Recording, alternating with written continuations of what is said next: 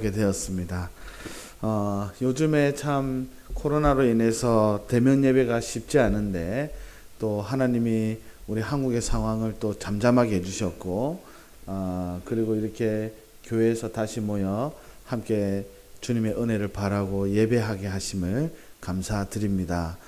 그 연장선에서 저와 여러분이 이렇게 만남을 예배를 통해서 만나게 되었는데요.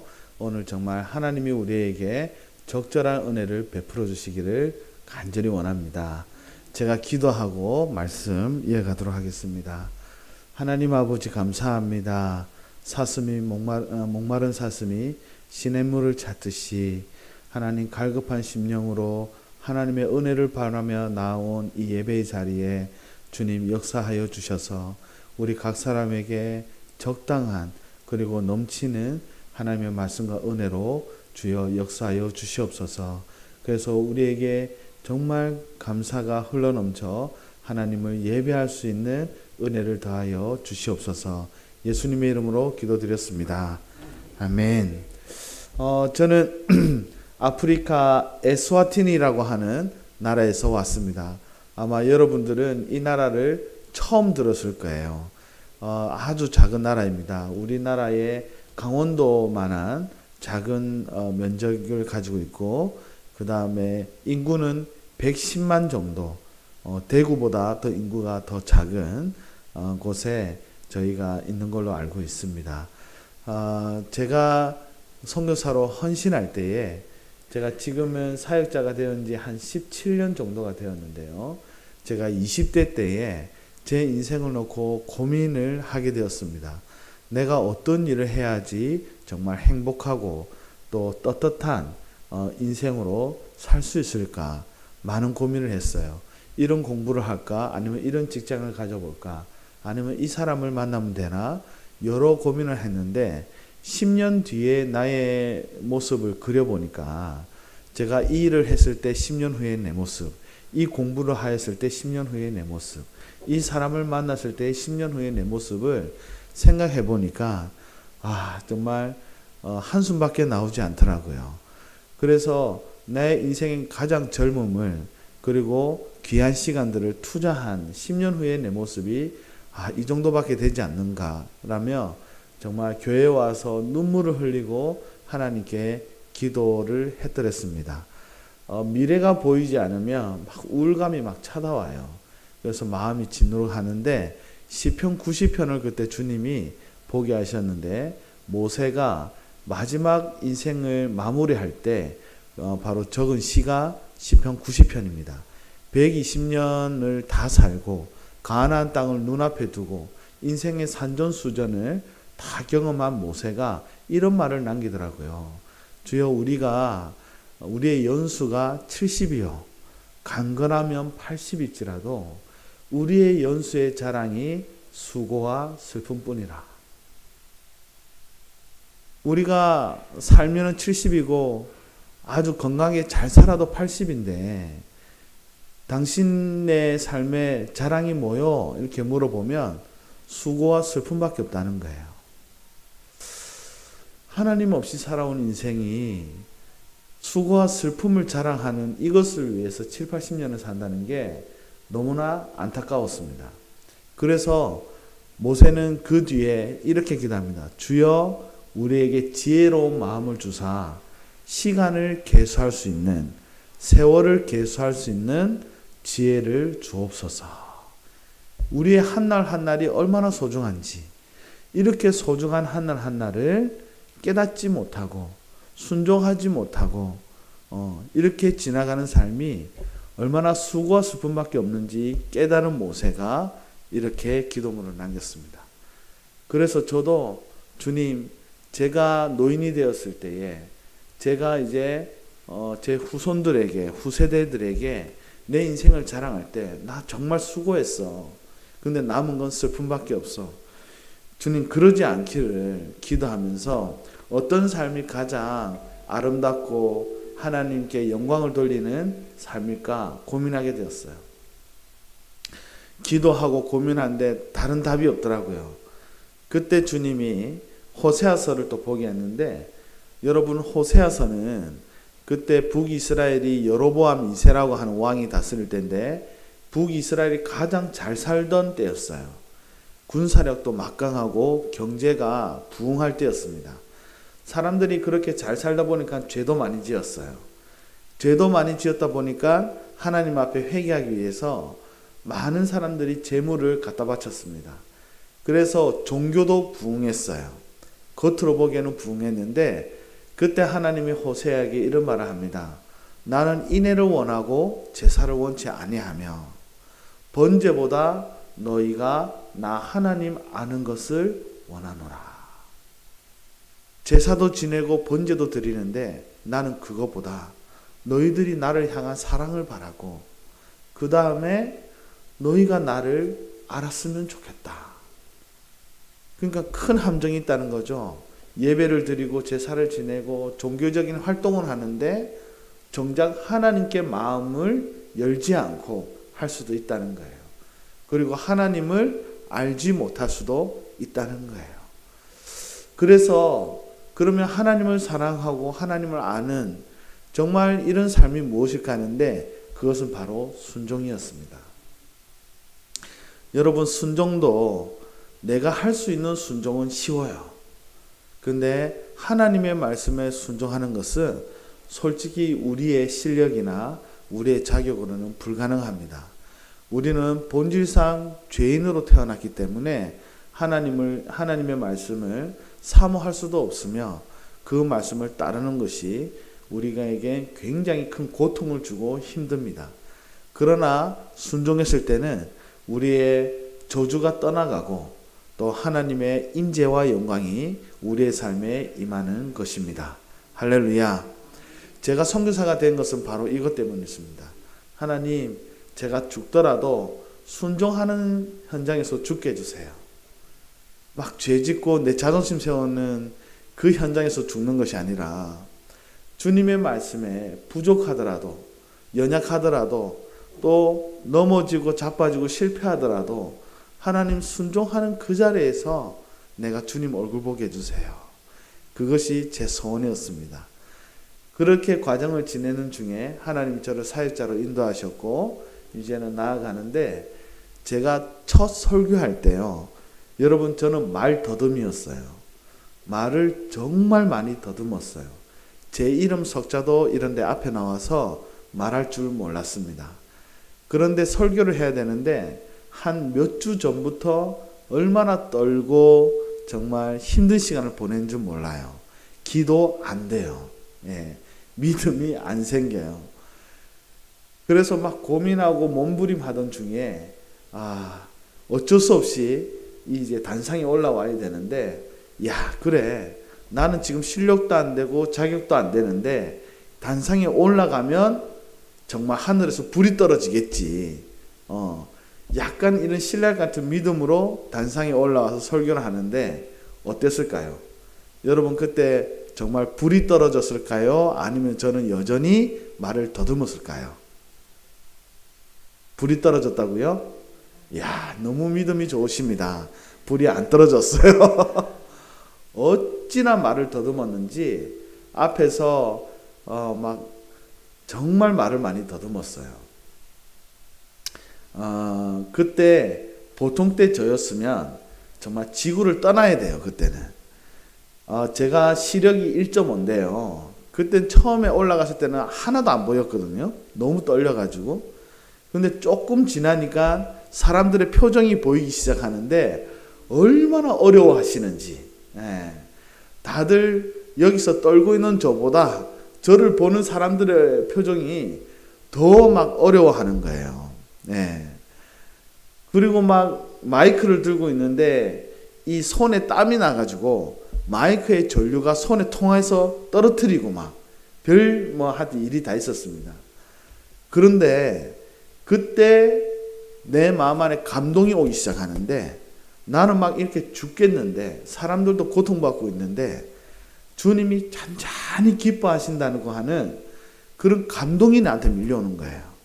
왜냐하면 내가 실력이 되어서 내가 올라온 것도 아니고 자격이 되어서 내가 여기 선 게 아니거든요. 하나님이 이 자리에 사역자로 사명자로 세웠다고 하는 나는 할 수 없는데, 나를 바라보면 불가능한데, 그 믿음 하나 가지고 이게 올라와서 바들바들 떨고 있는 그 제 모습을 주님이 잔잔히 기뻐하시는 이 감동이 오는데, 그때 제가 이렇게 기도했어요. 하나님, 말을 더 더듬게 해주세요. 말을 잘해서 능력이 이거 말고 말을 많이 더듬게 해주셔서 이런 천한 그릇도 하나님이 쓰신다는 것을 하나님을 나타내 주세요. 어떤 뛰어난 종의 모습이 아니라 그냥 전능하신 하나님을 나타내 주세요. 고린도전서 1장에 너희의 부르심을 보라.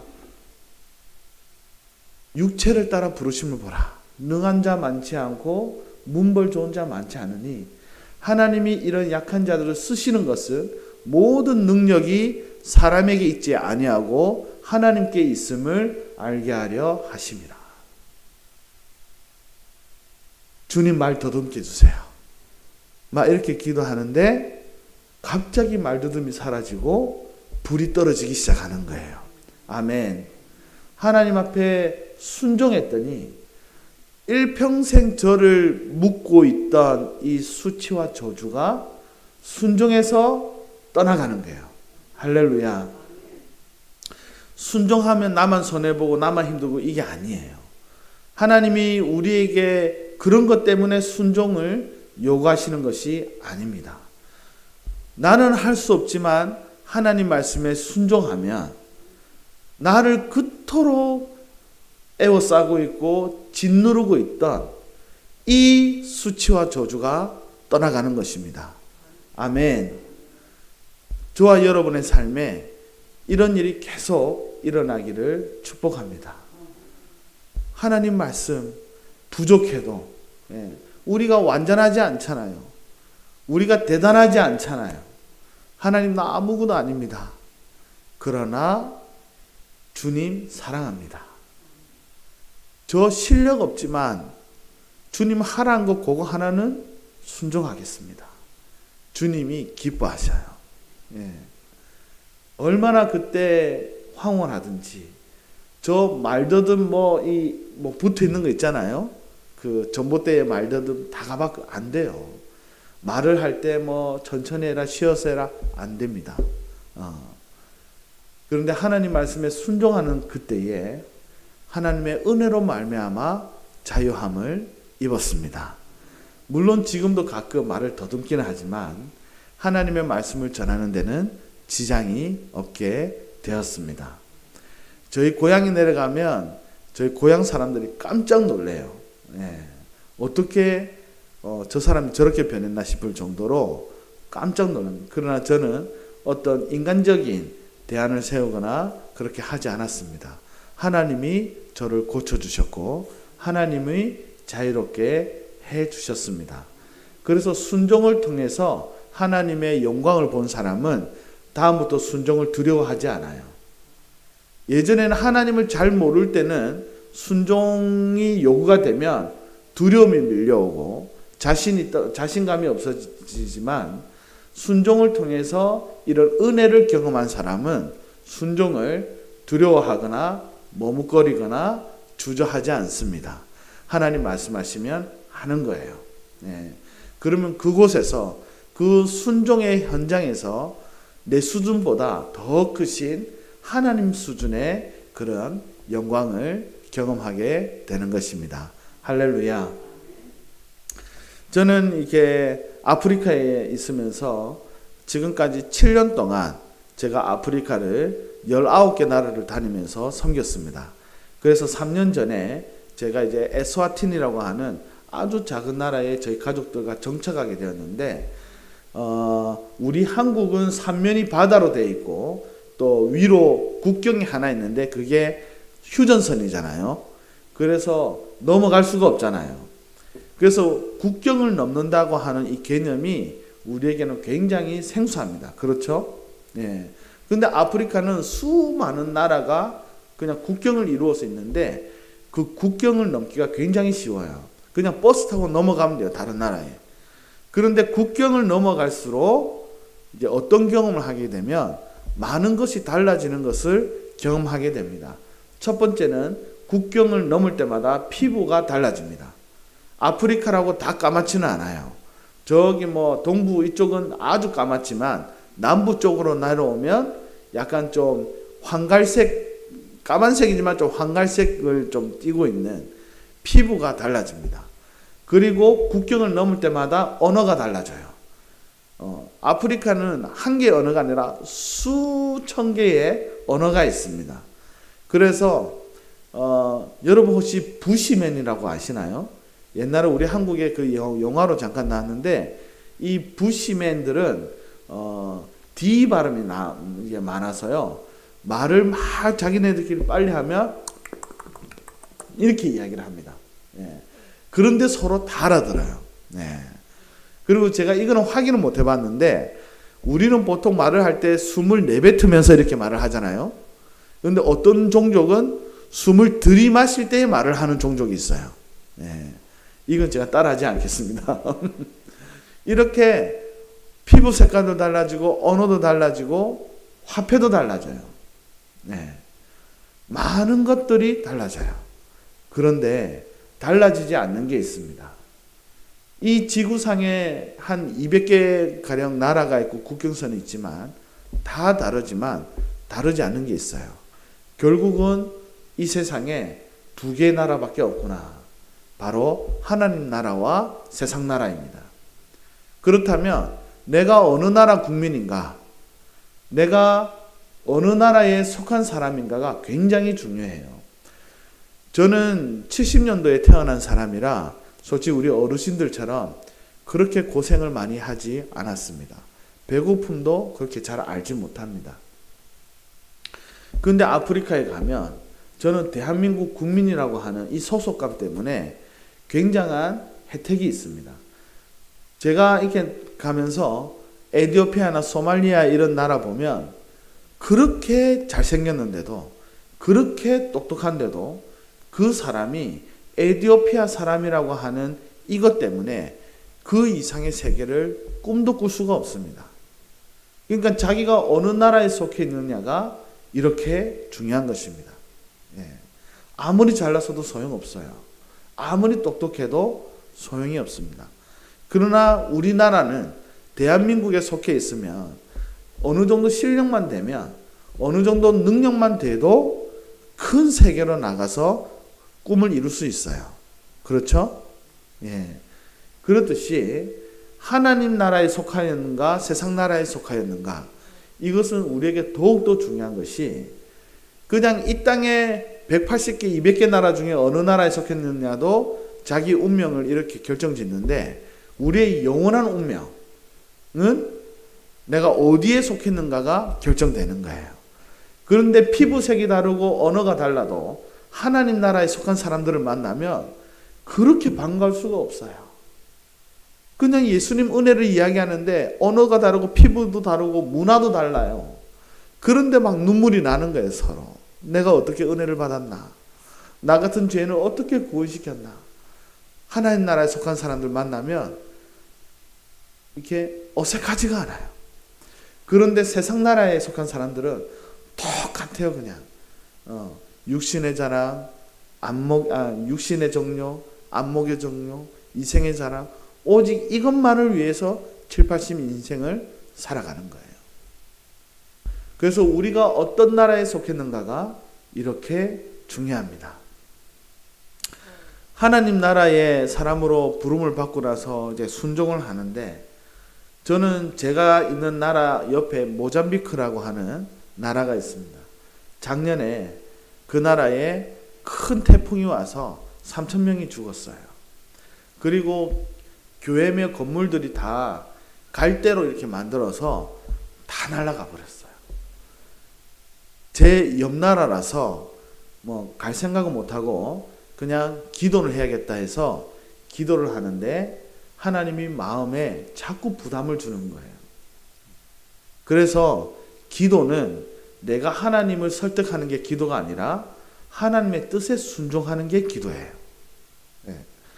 하나님이 계속 하나님의 뜻을 보여주기 시작하는데 이게 감당이 안 되는 거예요. 그래서 제가 그 나라로 가기로 결정을 했습니다. 가서 물에 빠진 사람들을 구원해 주고, 또 집이 없어진 사람들, 그리고 식량이 필요한 사람들 도와줘야겠다 해서 마음을 먹고 일주일간 준비를 했습니다. 갑자기 그 홍수 재난 지역에 콜레라가 또 창궐한다는 이야기를 듣고 콜레라를 예방하고 가야겠다 해서 저희 나라에 병원들을 막 찾아다녔는데 콜레라 약이 없는 거예요. 그러면 없으면 그냥 보내주면 되는데 의사를 3분 정도 면담했다 해서 5만 원씩 내고 가라고 하는 거예요. 네. 그래서 이제 돈을 다 주고 예방은 못하고 있는데 제 차가 고장 나버렸습니다. 이 차를 몰고 국경을 넘어가야 되는데 차가 고장 나버렸어요. 차를 막 고치기 시작하는데 더 고장이 나는 거예요. 우리 한국 같으면 손해배상을 해줘야 되는데 전혀 그런 게 없어요. 미안한 것도 없어요. 그래서 100만 원 넘게 차를 고쳤는데도 결국은 차를 못 고쳤어요. 그런데 이때 어떤 분이 와서 선교사님, 하나님 뜻이 아닌가 봐요. 선교사님 안 가도 될 것 같아요 하는데 제가 그 말을 듣고 너무 기분이 좋은 거예요. 아멘 했어요. 안 가도 되는구나. 가면 고생인데 안 가도 되는구나 하고 안 가려고 딱 하는 순간 기도를 하는데 주님이 조금 힘들면 포기하고 어려우면 안 가고 그럼 누가 그들에게 가서 구원의 손을 내밀어 주나. 이 감동을 주시는데 그냥 콜레라 예방도 못하고 차도 고장난 채로 그냥 국경을 넘어서 그 땅으로 향했습니다. 그 땅의 영혼들이 얼마나 감동을 하는지 다른 나라에서 선교사가 온 거는 처음이라고 하는 거예요. 그래서 그들과 함께 울고 그들과 함께 예배하면서 그리고 재정도 한참 부족했는데 하나님이 이 순종을 통해서 재정을 보내주시기 시작하는데 제가 전혀 알지 못하는 곳에서 수많은 재정이 와서 제가 교회를 3개나 지어줬어요. 그리고 집 잃은 사람들 집을 지어주고 시멘트를 날라주고 식량과 의료품과 이거를 하나님 정말 내 생각보다 더 크게 주님이 역사해 주셨습니다. 순종하면 영혼이 살아납니다. 제가 선교사로 헌신하고 나서 소유에 대해서 우리는 소유에 집착하잖아요. 많이 가지면 행복한 줄 알잖아요. 그런데 그게 아니거든요. 많이 가져도 하나님 없으면 행복하지 않아요. 예. 돈이 있으면 좋은 침대는 살 수 있지만 단장까지는 이룰 수 없어요. 돈이 있으면 가족은 있을 수는 있지만 단란할 수는 없어요. 그래서 소유에 대해서 자유하기로 하고 저의 모든 것들을 선교지로 다 헌금하고 가난한 사람들에게 나눠줬습니다. 그리고 아무것도 없는 상태로 정말 기도해서 하나님이 먹이시면 먹고 하나님이 입히시면 입고 그렇게 17년간 살아왔어요. 그렇게 살다가 어떤 신학생이 저에게 노트북을 하나 줬어요. 컴퓨터 있잖아요. 컴퓨터를 저에게 선물을 해줬습니다. 그러니까 아무것도 없다가 이런 노트북이 생기니까 하나님과 교제하는 것보다 이 컴퓨터하고 교제하는 시간이 많아진 거예요. 나는 막 먼지가 많은 데서 이렇게 자도 되는데 컴퓨터는 먼지에 약하기 때문에 먼지가 없는 청정지역에 올려놓고 넘어지더라도 나는 깨져도 되는데 컴퓨터는 깨지면 안 되고 컴퓨터를 모시고 살았어요. 그러다가 제가 어느 지방에 설교를 하러 가는데 그 컴퓨터를 가지고 갈 필요도 없는데 또 들고 가다가 차 안에서 볼 필요도 없는데 또 꺼내서 보는 척 하다가 가방에 넣어놨어요. 가방 지퍼가 열려 있었는데 앞사람의 실수로 콜라가 들어가 버렸어요. 그 안에. 노트북 가방에 콜라병이 거꾸로 이렇게 박혀버렸어요.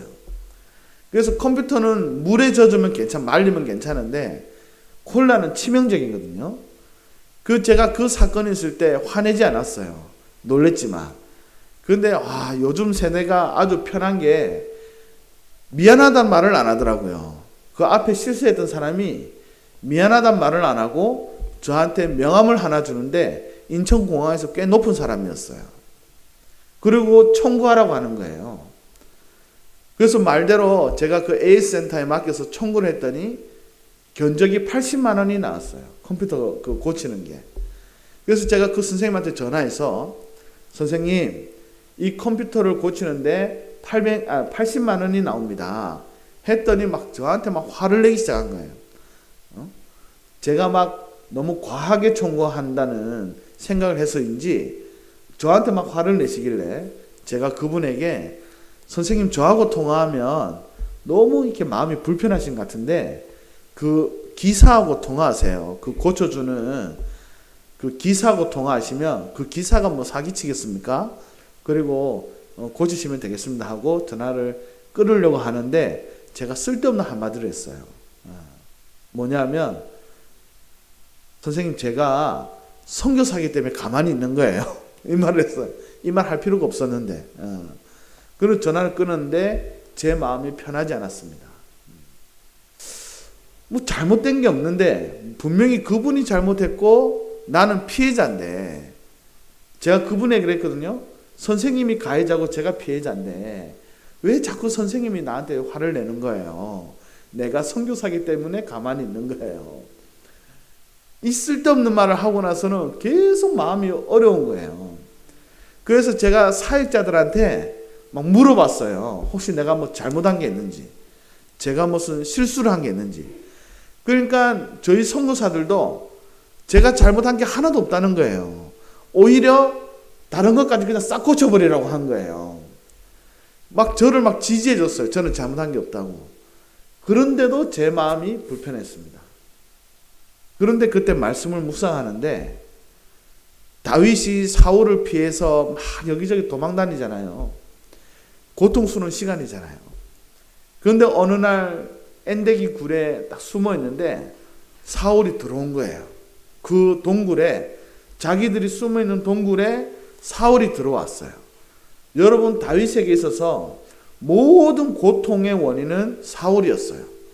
사울만 없으면 그는 행복할 수 있어요. 더 이상 도망 다니지 않아도 돼요. 더 이상 이렇게 정말 마음에 짓누르는 이 삶을 안 살아도 돼요. 그런데 그 굴에서 사울이 뭐 했냐면 발을 가리러 들어왔다는데 발을 가린다는 것은 이제 변을 본다는 말이거든요. 그래서 사울이 변을 보는데 여러분 생각해 보세요. 동굴 저 깊숙한 좀 무섭잖아요. 그럼 사울이 이쪽을 보고 변을 누겼어요? 아니면 환한 쪽을 보고 변을 누겼어요? 네. 환한 쪽을 보고 변을 누는데 컴컴한 쪽에 동굴 속에 있던 사람들이 사울이 잘 보일까요? 잘 안 보일까요? 네, 막 쏟아지는 게 막 잘 보인단 말이에요. 그런데 이때 다윗의 부하들이 성토를 해요. 죽이자고 막. 그리고 다윗을 막 지지해줘요. 응? 저 사람은 이미 하나님이 버리셨고 하나님이 다윗 당신에게 기름을 부었으니 지금 이거 하나님이 주신 기회다. 죽이자. 이렇게 하는데 그때 다윗은 자기 문제를 해결하는 것을 선택하지 않고 하나님 경외하는 것을 선택하는 거예요. 야, 이걸 보는데 제 모습을 보게 되었어요. 내 마음이 왜 불편한지. 솔직히 이 컴퓨터 내가 수고하고 노력해서 산 거 아니잖아요. 어떤 이에게 은혜로 그냥 선물을 받은 거잖아요. 그런데 여기에 딱 문제가 생기니까 마치 제가 하나님 없이 살던 그때 그 버릇처럼 절대 손해보면 안 되고 절대로 피해 입으면 안 되는, 챙겨도 남보다 더 빨리 챙겨야 되는 이런 생각에 온통 제가 휘둘리고 있었던 거예요. 그래서 그분에게 다시 전했어요. 제가 선생님, 제가 쓸데없는 말을 했는데 선교사라고 했죠? 맞습니다. 근데 오늘 하나님이 제게 말씀하셨습니다. 제가 이 노트북에 컴퓨터에 이상이 생기니까 어떻게든 손해보지 않기 위해서, 피해 안 받기 위해서, 내 이익을 빨리 챙기기 위해서 하나님 없이 살던 그때하고 똑같이 세상 사람들 사는 그거 똑같이 제가 휘둘리고 있었습니다. 하나님 앞에 회개하고 선생님께 불편을 드렸다면 제가 용서를 구합니다. 그리고 이 일은 없던 걸로 하겠습니다. 그리고 꼭 예수님 믿으시고 천국 가시기 바랍니다. 그렇게 하고 전화를 딱 끊으려고 하는데 이분이 잠깐만요 이렇게 소리 지른 거예요. 또 저한테 화내는 줄 알았어요. 그랬더니 이분이 그때부터 이거 아닌데 막 그런 거예요. 그래서 왜 그러십니까 했더니 성사님 저 솔직히 천주교 신자인데요. 어떻게 내가 아는 예수랑 당신이 아는 예수가 이렇게 다를 수가 있나요? 아니 성교사가 무슨 돈이 있어서 다 고쳐준다고 하는데 물론 화는 좀 냈지만 어떻게 내가 믿는 예수와 당신이 믿는 예수가 이렇게 다르냐고. 그렇게 해서 제가 이분에게 제가 맞는 예수님을 전했습니다. 그러고 전화를 끊었고 저는 그분을 잊었어요. 근데 한 2년쯤 지나서 이분이 저를 막 수소문해서 저에게 편지를 한 통 보냈어요. 그 편지를 딱 열어보니까 이렇게 적혀 있더라고요. 성교사님 안녕하세요. 저 컴퓨터 가해자입니다. 이렇게 왔어요. 그 편지 내용이 이랬습니다. 성교사님을 만나고 난 뒤로 제가 불면증에 시달려 잠을 못 잤습니다. 식욕을 잃어버려서 밥을 먹지 못했습니다. 저는 좋은 직장을 가진 사람이고 천주교 성당에서도 중직자이고 집에서도 존경받는 아빠인데 예수가 저를 한 번도 변화시킨 적이 없다는 것을 성교사님을 만나고 난 뒤로 알게 되었습니다. 저는 여전히 제 자존심에 목숨 걸고 살고 있습니다. 그리고 저는 손해보지 않으려고 그렇게 살고 있습니다. 그런데 당신이 보여주신 그 행동이 저를 괴롭게 했습니다. 저는 술, 담배도 하고 저는 때로는 매춘도 합니다. 저는 죄를 짓습니다. 예수가 하나님이 어떻게 나를 변화시키는지 저는 모릅니다. 제 신앙이 완전히 가짜인 것을 깨닫게 되었고 저는 고통받기 시작했습니다. 그런데 어느 날 하나님이 한 전도자를 보내주셔서 복음을 듣게 하시는데 비로소 제가 죄인임을 깨달았습니다. 여러분, 은혜가 임하면요 죄부터 생각나요. 은혜가 임하면 물론 어떤 치료도 되고 어떤 은사도 받고 물론 그것도 있겠지만 가장 본질적인 것은 하나님의 임재와 그 은혜에 참여하면 죄부터 생각나요. 성령이 임하면 나의 죄부터 생각나요. 무덤까지 가야 되는 죄, 이것만큼은 누구에게도 드러나면 안 되는 죄. 말로는 하나님 앞에 해결했다지만 여전히 내 삶을, 내 마음을 붙잡고 있는 그 죄가 생각이 나요.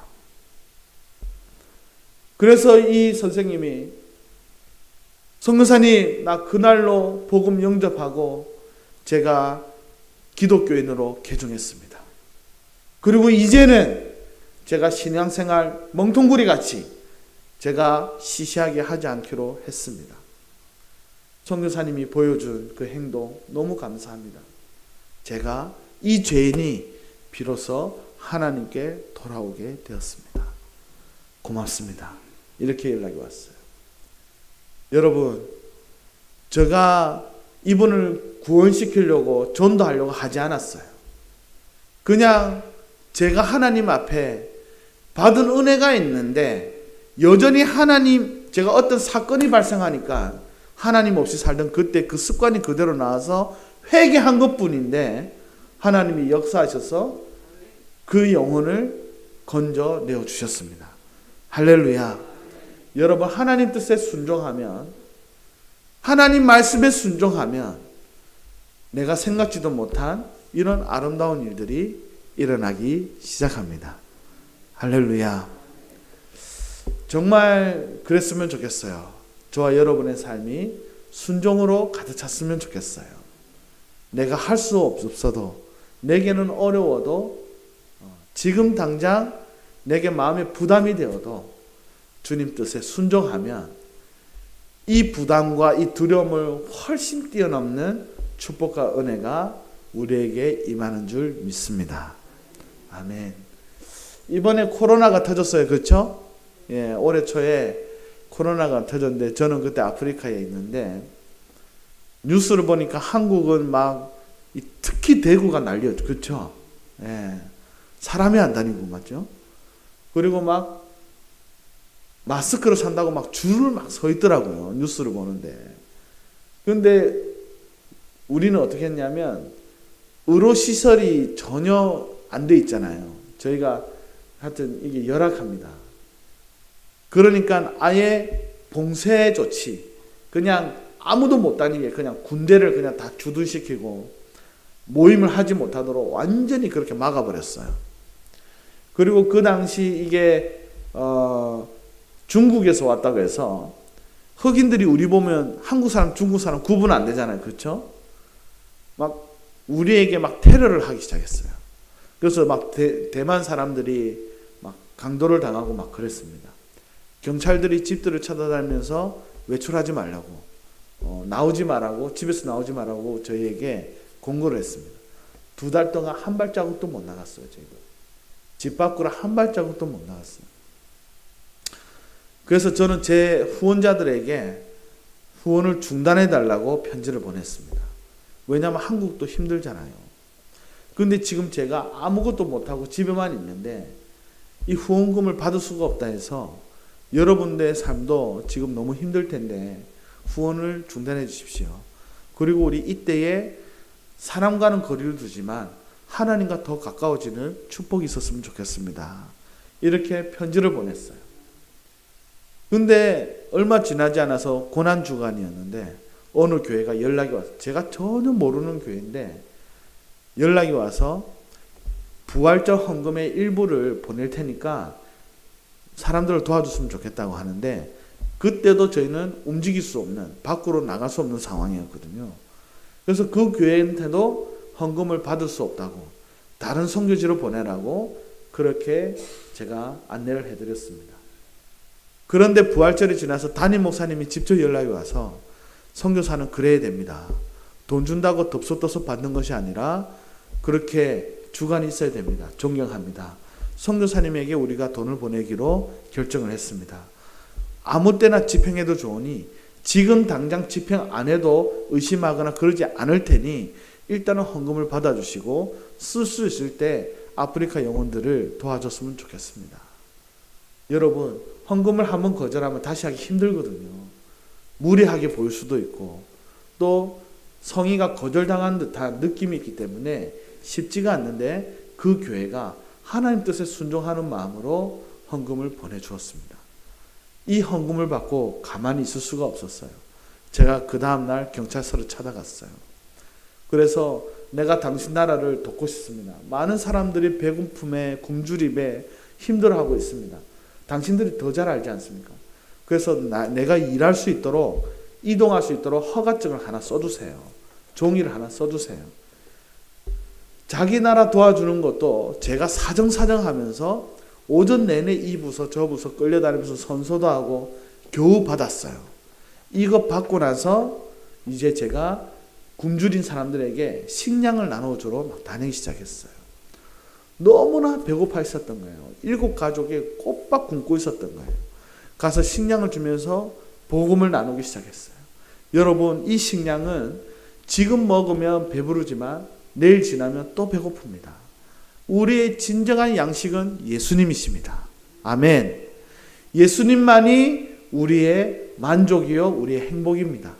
그래서 이 양식 받고 예수님에게 나오시기를 바랍니다. 이렇게 하니까 너무 감동하는 거예요. 한국교회에 너무 감사하는 거예요.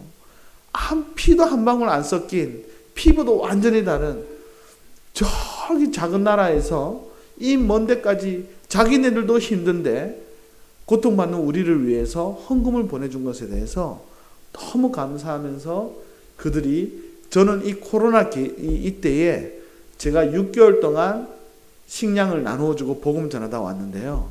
수많은 사람들이 예수님께 돌아오는 그 영광을 보았습니다. 물론 저의 순종이지만 한국교회의 순종이 있었습니다.